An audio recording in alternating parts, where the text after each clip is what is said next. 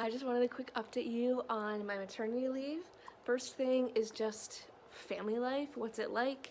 What is it like having two under two now? It's been great, first of all. We had so much family to help out. It's for the first 3 weeks, 2 weeks, I think, for first solid 2 weeks. Family was here in and out, helping cook and clean, hold the baby, and that was really awesome. And during that time, I got lots of sleep. And the one thing I'm so blessed with is having pretty good sleepers. Everest is actually asleep right now, and he sleeps like 14 hours at night. It's insane. Not gonna stop him. And she doesn't sleep as well, but she sleeps decent for a newborn. I think that she does okay, and I have high hopes that it's just gonna get better. And Everest is such a good big brother. He absolutely loves her.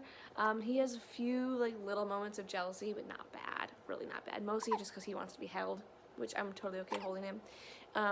And he loves to kiss her and give her her passy. He always does it backwards, which is cute.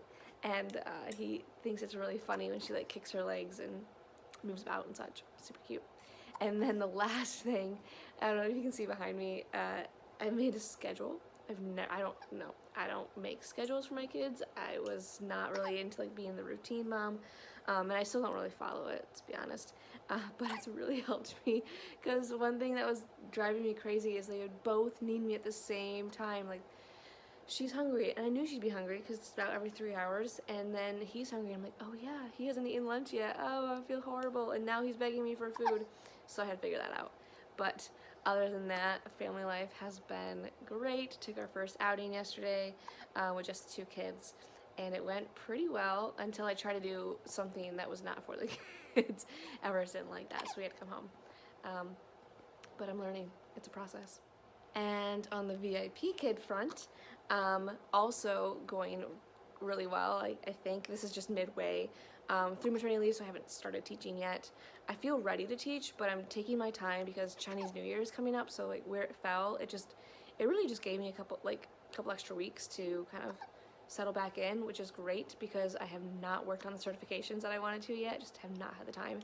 But I did make up a prop list. I will hopefully share that with you, just like some of the props that I use most in the levels that I teach and the classes that I teach.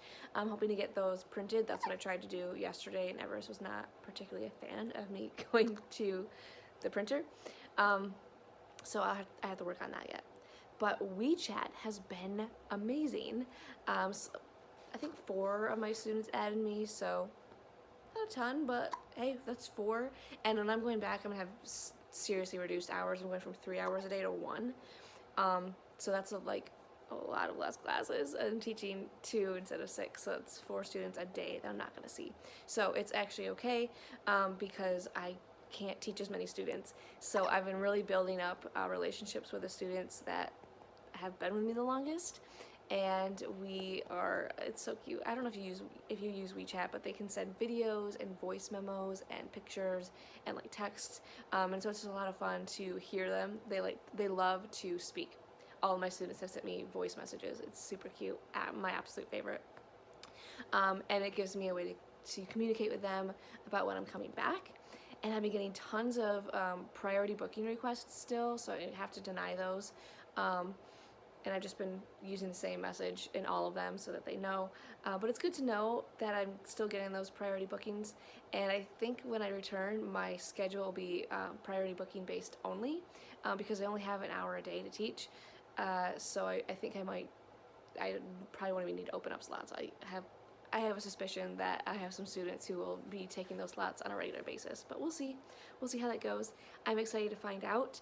I'm excited to get some new certifications and hopefully get those props made up so I can use those and just go back and see my students. I'm super excited, and I just love, love, love that I've been able to be in contact with them and still feel like I'm not like missing out. Be home with my babies. Like that's I mean, really, that's having it all. That's what it is. And the third little blurb is just like about 2020.